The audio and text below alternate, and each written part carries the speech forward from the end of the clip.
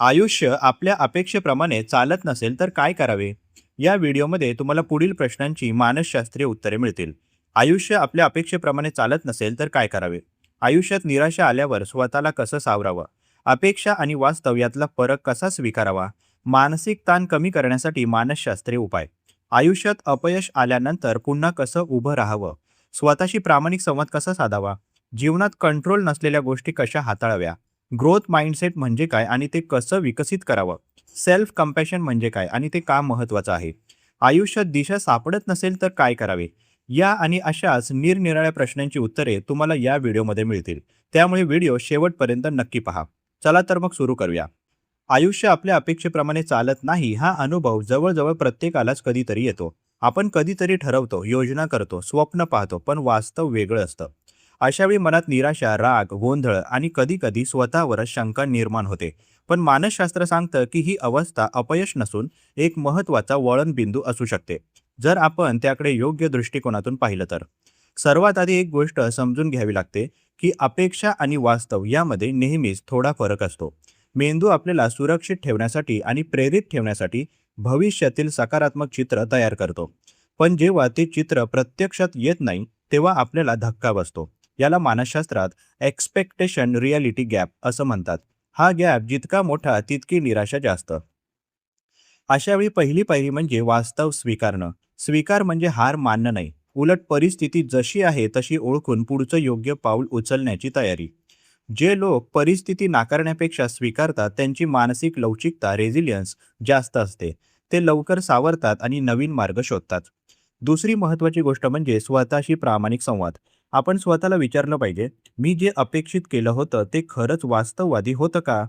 कधी-कधी आपण इतरांशी तुलना करून, सोशल मीडियावर पाहिलेल्या गोष्टींवरून किंवा समाजाच्या दबावामुळे अवास्तव अपेक्षा ठेवतो. अशावेळी स्वतःच्या मूल्यांशी आणि क्षमतेशी जुळणाऱ्या अपेक्षा तयार करणं गरजेचं असतं. तिसरी गोष्ट म्हणजे कंट्रोल कुठे आहे हे ओळखणं. मानसशास्त्रात याला लोकस ऑफ कंट्रोल म्हणतात.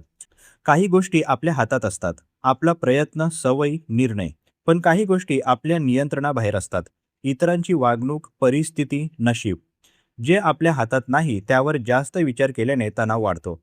त्याऐवजी जे आपल्या नियंत्रणात आहे त्यावर लक्ष केंद्रित केलं तर आत्मविश्वास वाढतो. चौथी गोष्ट म्हणजे लहान पावलं उचलणं. जेव्हा आयुष्य अपेक्षेप्रमाणे चालत नाही, तेव्हा आपण सगळं एकदम बदलण्याचा प्रयत्न करतो. पण मेंदूला मोठे बदल धोकादायक वाटतात, त्यामुळे तो विरोध करतो. छोटे सातत्यपूर्ण बदल, स्मॉल कन्सिस्टंट चेंजेस जास्त प्रभावी ठरतात. उदाहरणार्थ, रोज 10 मिनिटं नवीन कौशल्य शिकणं, दिवसात थोडा वेळ स्वतःसाठी ठेवणं, हे छोटे बदल हळूहळू मोठा फरक घडवतात. पाचवी गोष्ट म्हणजे भावनांना दाबू नये. मला वाईट वाटू नये असं म्हणणं म्हणजे भावनांना नाकारण्यासारखं आहे. भावना नैसर्गिक असतात. त्यांना ओळखणं, स्वीकारणं आणि व्यक्त करणं हे मानसिक आरोग्यासाठी गरजेचं आहे.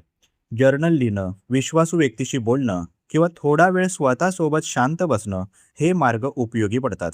सहावी गोष्ट म्हणजे अपयशाकडे पाहण्याचा दृष्टिकोन बदलणं. मानसशास्त्रज्ञ कॅरॉल ड्वेक यांच्या ग्रोथ माइंडसेट या संकल्पनेनुसार जे लोक अपयशाला शिकण्याची संधी मानतात ते जास्त यशस्वी होतात. हे का घडलं याऐवजी यातून मी काय शिकू शकतो हा प्रश्न विचारल्याने मेंदू समस्या सोडवण्याच्या मूडमध्ये जातो. सातवी गोष्ट म्हणजे स्वतःशी दयाळूपणे वागणं. आपण इतरांना जसं समजून घेतो तसं स्वतःलाही घेतो का? बहुतेक वेळा नाही. आपण स्वतःवर जास्त टीका करतो. पण सेल्फ कंपॅशन असलेले लोक तणावातून लवकर बाहेर पडतात. स्वतःला दोष देण्याऐवजी मी प्रयत्न केला, आता पुढे काय करू शकतो असा दृष्टिकोन ठेवणं अधिक उपयुक्त आहे. आठवी गोष्ट म्हणजे मदत घेण्यास अजिबात संकोच करू नये. कधी कधी आपल्याला वाटतं की सगळं स्वतःच सांभाळायला हवं, पण प्रत्येकालाच कधीतरी आधाराची गरज असते. मित्र, कुटुंब किंवा मानसोपचार तज्ज्ञ कोणाशी तरी बोलणं हा कमकुवतपणा नसून तो एक मजबूत निर्णय आहे. नववी गोष्ट म्हणजे जीवनाचा अर्थ आणि उद्देश पुन्हा शोधणं. जेव्हा गोष्टी आपल्या मनासारख्या होत नाहीत, तेव्हा आपल्याला प्रश्न पडतो, मी हे सगळं का करतोय? हा प्रश्न टाळण्याऐवजी त्यावर विचार करणं महत्त्वाचं आहे. आपल्याला काय महत्त्वाचं वाटतं? कोणत्या गोष्टी समाधान मिळतं? या प्रश्नांची उत्तरं आपल्याला नवीन दिशा देऊ शकतात. शेवटी एक महत्त्वाची गोष्ट, आयुष्य सरळ रेषेत चालत नाही. त्यात चढ-उतार असतात. कधी आपण पुढे जातो, कधी थांबतो, कधी मागे गेल्यासारखं वाटतं. पण प्रत्येक टप्पा काहीतरी शिकवतो. आपल्या अपेक्षा पूर्ण झाल्या नाही तरी त्या प्रवासात आपण स्वतःला अधिक चांगलं समजून घेतो. म्हणून आयुष्य अपेक्षेप्रमाणे चालत नसेल तर घाबरू नका. थांबा, विचार करा, स्वतःशी प्रामाणिक राहा आणि छोटे छोटे पाऊल टाका.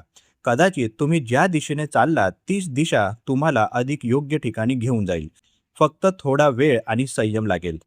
प्रस्तुत मानसशास्त्रीय लेख तुम्हाला कसा वाटला जरूर कळवा. तुमची प्रतिक्रिया आमच्यासाठी महत्त्वाची आहे. तुम्ही सुद्धा कमेंट बॉक्समध्ये एखादा विषय लेखनासाठी सुचवू शकता. त्यावर लवकरात लवकर आम्ही व्हिडिओ प्रकाशित करण्याचा प्रयत्न करू. तसेच हा उपयोगी व्हिडिओ उपयोगी लोकांना जास्तीत जास्त शेअर करा. मानसशास्त्र संबंधित अशाच नवनवीन माहितीसाठी आम्हाला फॉलो करायला विसरू नका आणि आपल्या अधिकृत व्हॉट्सॲप चॅनलमध्ये सहभागी होण्यासाठी 9137300929 या क्रमांकावर व्हॉट्सॲप करा. तेथे लगेचच तुम्हाला व्हॉट्सॲप चॅनलची लिंक मिळेल. मानसिक समस्येवर गोळ्या घेण्यापेक्षा अधिकृत मदत घ्या. त्यासाठी वर दिलेल्या क्रमांकावर फोन किंवा व्हॉट्सॲप करू शकता. लवकरच एका नवीन विषयासोबत इथेच भेटूया. तूर्तास धन्यवाद.